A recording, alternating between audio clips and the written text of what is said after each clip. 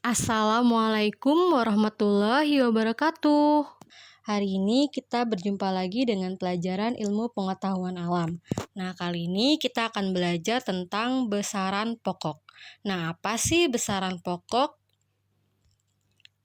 Besaran pokok adalah besaran yang satuannya didefinisikan. Nah, kali ini kita akan belajar 3 besaran pokok. Ada panjang, massa, dan waktu. Panjang. Panjang menyatakan jarak antara 2 titik. Nah, misal kita punya 2 titik ya. Nah, jarak inilah yang dinamakan panjang. Nah, misalnya saat kita mengukur tinggi badan. Nah, tentunya kita akan mengukur panjangnya dari ujung kepala sampai ujung kaki. Begitu pula saat mengukur buku tulis. Yang diukur adalah dari ujung buku kanan ke ujung buku kiri. Nah, satuan panjang atau satuan internasional yaitu meter. Nah, dalam menentukan 1 meter ada 1 meter standar. Nah, yaitu jarak yang ditempuh cahaya dalam ruang hampa selama 1/299.792.458 sekon. Nah, makanya terciptalah ukuran 1 meter. Nah, ada alat-alat ukur untuk mengukur panjang tiruan dari meter standar tersebut, seperti pita ukur, penggaris atau mistar, meteran gulung, jangka sorong, dan mikrometer sekrup.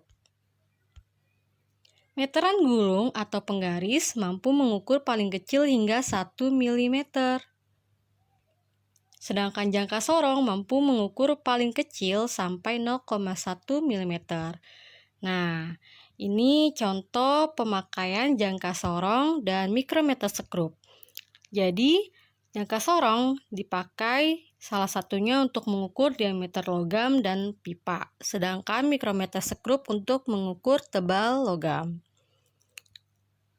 Selain meter, panjang juga dinyatakan dalam satuan-satuan yang lebih besar atau lebih kecil dari meter, dengan cara menambahkan awalan-awalan yang telah kita pelajari di minggu sebelumnya. Nah, dapat dikatakan bahwa 1 km itu besarnya 1000 meter, dan 1 meter besarnya 100 cm. Sebaliknya, 1 meter besarnya 1/1000 km atau 0,001 km.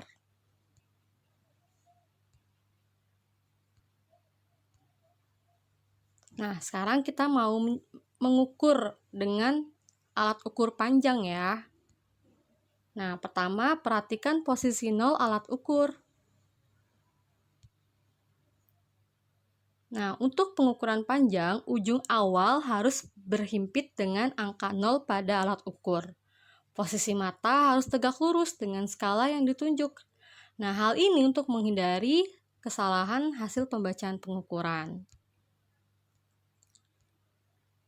Selanjutnya adalah massa.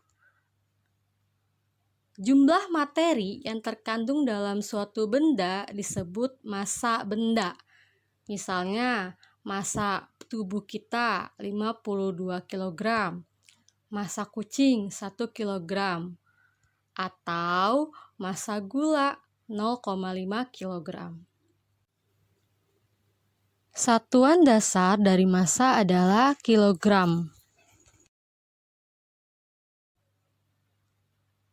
Nah, orang menggunakan seistilah berat untuk massa, padahal massa tidak sama dengan berat. Nah, jadi kadang-kala kita ngucapinnya adalah berat, padahal salah ya anak-anak. Yang benar adalah massa. Nah, kenapa massa ditentukan oleh kandungan materinya dan tidak mengalami perubahan meskipun kedudukannya berubah, sedangkan berat sangat bergantung pada kedudukan di mana benda tersebut berada. Mengapa? Karena benda akan memiliki gravitasi yang berbeda di tempat yang berbeda. Misalnya, astronot. Nah, astronot ketika berada di bulan, beratnya tinggal 1/6 dari berat dia saat di bumi. Nah, ini saat di bumi, misalnya 60 kg.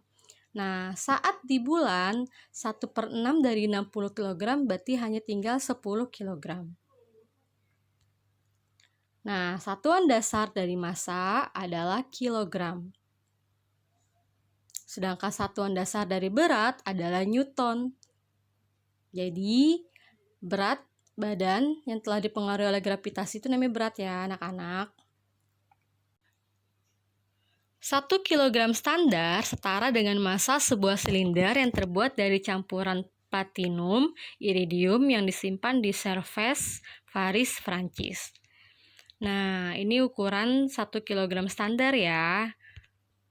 Massa 1 kg juga setara dengan 1 liter air pada suhu 4 derajat Celcius. Nah, karena kita telah mengetahui 1 kg standar, maka dibuatlah alat ukur dari massa. Nah, massa suatu benda dapat diukur dengan neraca lengan, sedangkan berat diukur dengan neraca pegas. Nah, ini neraca lengan, ini neraca pegas. Neraca lengan dan neraca pegas termasuk jenis neraca mekanik karena masih digunakan secara manual, perhitungannya manual. Jenis neraca lain yang lebih praktis yaitu neraca digital. Pada neraca digital, hasil pengukuran massa langsung dapat diketahui karena muncul dalam bentuk angka dan satuan. Nah, ini angka dan satuannya ya. Selain kilogram, massa juga dinyatakan dalam satuan-satuan lain. Misalnya, gram dan miligram untuk massa-massa yang kecil. Kemudian ton dan kuintal untuk massa-massa yang besar. Sehingga dapat dikatakan 1 ton sama dengan 10 kuintal sama dengan 1000 kg. Sebaliknya diperoleh 1 gram sama dengan 1/1000 kg sama dengan 0,001 kg. Untuk menimbang massa benda dengan neraca Ohaus, ikuti langkah-langkah.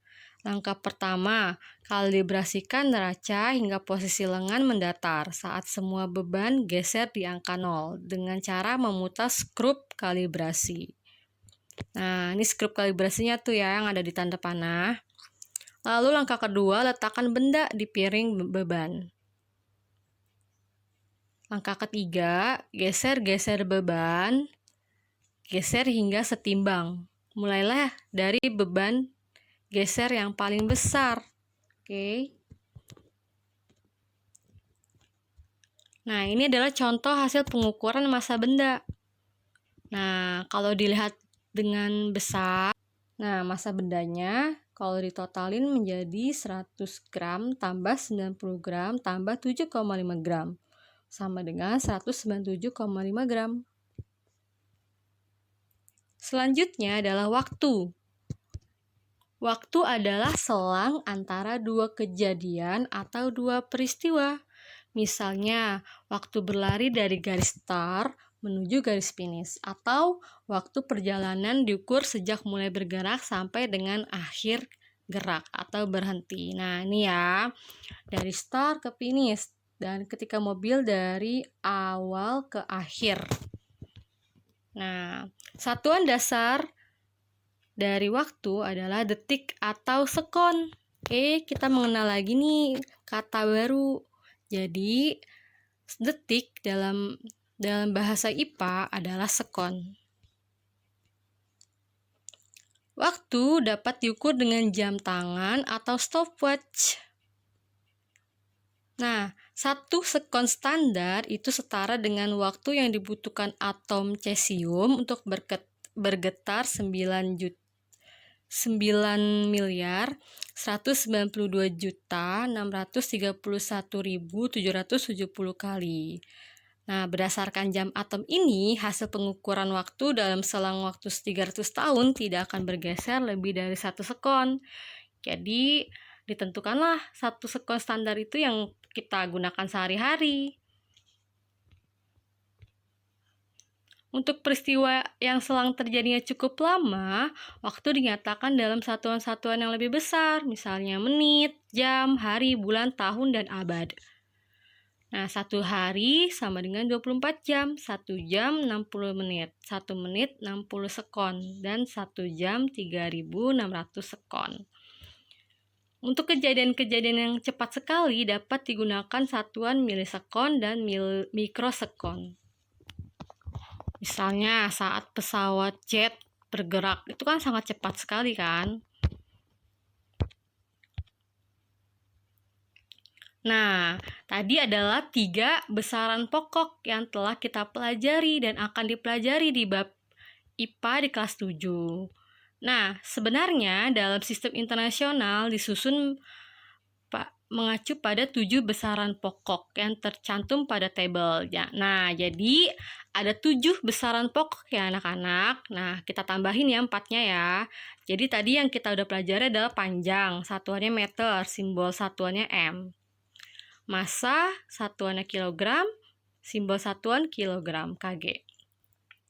Waktu, satuan sekon, simbolnya S. Kuat arus, nah kita tambahin ya, ada 4 lagi nih. Kuat arus. Kuat arus itu satuannya ampere, simbol satuannya A besar. Sedangkan suhu, satuannya Kelvin, simbol satuannya K besar. Jumlah zat, satuannya mol, simbol satuannya mol. Dan terakhir, intensitas cahaya, satuannya kandela, simbol satuannya C besar, B kecil.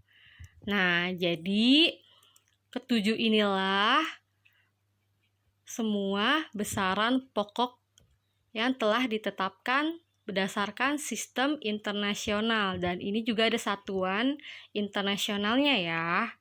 Oke. Nah, untuk kuat arus, suhu, jumlah zat, intensitas cahaya nanti akan kamu pelajari di bab-bab selanjutnya. Nah, akhirnya selesai juga pembelajaran hari ini.